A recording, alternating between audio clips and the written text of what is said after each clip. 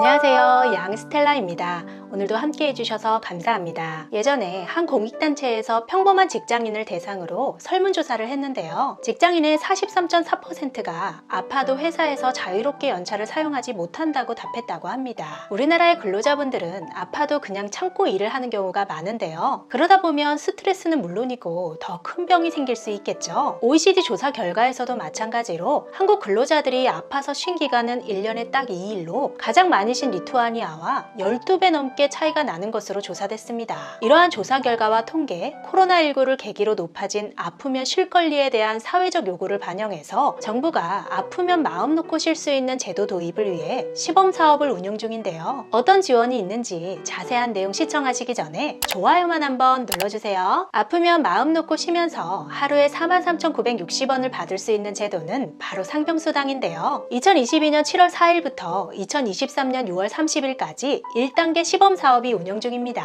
지원 대상부터 먼저 말씀드리면 시범사업 지역에 거주하는 취업자 또는 거주지와 상관없이 시범사업 지역에 소재한 사업장 근로자로 만 15세 이상부터 만 65세 미만의 대한민국 국적자가 해당됩니다. 단 국내에 체류하는 외국인 등록을 한 외국인 중 일부는 예외적으로 지원 대상에 포함됩니다. 건강보험 직장가입자뿐만 아니라 특수고용직 근로자, 플랫폼 노동자 등 고용보험이나 산재보험에 가입한 근로자나 자영업자도 모두 포함되는데요. 건강보험 직장가입자, 고용산재보험 가입자는 지원을 받기 전에 직전 1개월간 가입 자격을 유지하고 있어야 하고 일용직으로 일하시는 분들은 직전 1개월간 10일 이상 근로조건이 충족되어야 합니다. 자영업자분들은 3개월간 사업자 등록을 유지하면서 직전 3개월 월평균 매출이 191만원 이상이어야 합니다. 다만 1단계 시범사업 기간 동안 한시적으로 직전 3개월 중 1개월 이상 매출이 191만원을 충족하는 경우 대상자로 인정된다고 하네요. 그리고 공무원, 국공립학교 교직원, 타제도 중복수급자, 자동차보험 적용자 등은 지원 대상에서 제외됩니다.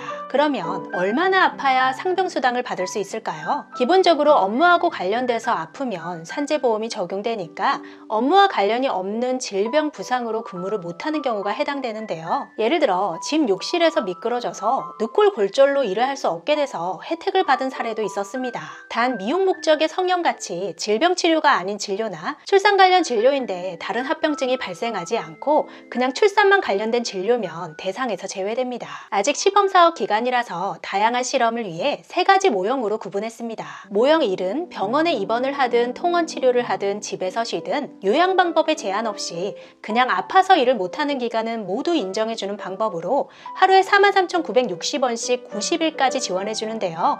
이때 대기기간 7일이 있습니다. 그냥 바로 주는 것이 아니고 최소 8일 동안 일을 못할 정도로 아플 경우에 7일을 공제하고 그 이후부터 상병수당이 지급되는 건데요. 모형 2는 모형 1과 동일하게 입원, 통원치료, 재택요양의 요양 방법은 제한이 없지만 대기기간이 14일로 더 길고 대신 최대 보장기간도 120일로 길게 지원하는 형태입니다. 모형 3은 3일 이상 입원을 해야만 인정해주고 대기기간은 3일에 최대 보장기간은 90일입니다. 모형 1과 2는 입원 여부와 관계가 없기 때문에 근로활동 불가기간 동안 상병수당이 지급되는 거고요. 모형 3은 입원을 해야 되는 거라서 의료 이용일수에 맞게 상병수당이 지급됩니다. 신청 방법은 상병수당 지급 신청서와 함께 모형 1과 모형 2의 경우 시범사업에 참여하는 의료기관에서 상병수당 신청용 진단서를 발급받아야 하고 참여 의료기관은 국민건강보험공단 홈페이지에서 확인 가능합니다. 모형 3은 의무기록 등을 발급받으셔야 합니다. 그 외 필요한 서류를 가지고 모형 1과 2는 진단서 발급일 또는 근로활동 불가기간 시작일로부터 14일 이내에,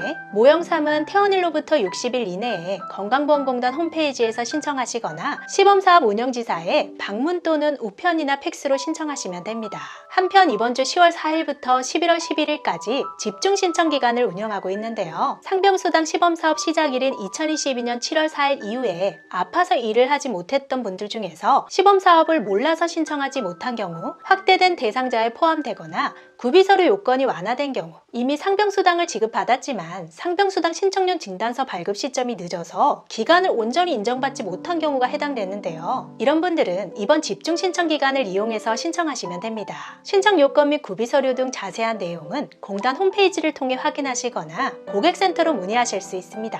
상병수당은 2022년 최저임금의 60%를 나라에서 의료비가 아닌 생활비로 지원해줘서 아파서 쉬는 기간에도 기본적인 생계 걱정을 부담을 덜어주는 사업인데요. 세 가지 모형 모두 한 번 상병수당을 받더라도 이후에 최대 보장기간 내에서 다시 지원받을 수 있습니다. 보통 규모가 큰 회사들은 아파도 유급휴가 제도가 있죠. 그러면 유급병가 기간 동안 보수를 받으면 그 기간을 제외하고 상병수당을 받을 수 있습니다. 이번 시범사업은 최초로 시작된 1단계 시범사업으로 내년에는 2단계, 후년에는 3단계 이렇게 3년 동안 진행하고 사회적 논의를 통해 우리나라 여건에 맞게 설계해서 2025년에 제도 도입을 추진할 예정인데요. OECD 38개 나라 중에서 우리나라와 미국을 제외하고 모든 국가에서 상병수당을 지급하고 있고 국제사회보장협회 182개 회원국 중에서 163개국이 도입을 했다고 합니다. 당장 경제적으로 어려운데 아파서 일을 못하면 정말 막막할 텐데요. 제도가 잘 정착돼서 아파도 마음 편히 쉴 수 있는 환경과 문화가 만들어지면 좋겠습니다. 끝까지 시청해주셔서 감사합니다. 영상이 유익했다면 주변 분들에게 공유해 주시고 다음 영상에서 우리 또 만나요. 오늘도 행복하세요.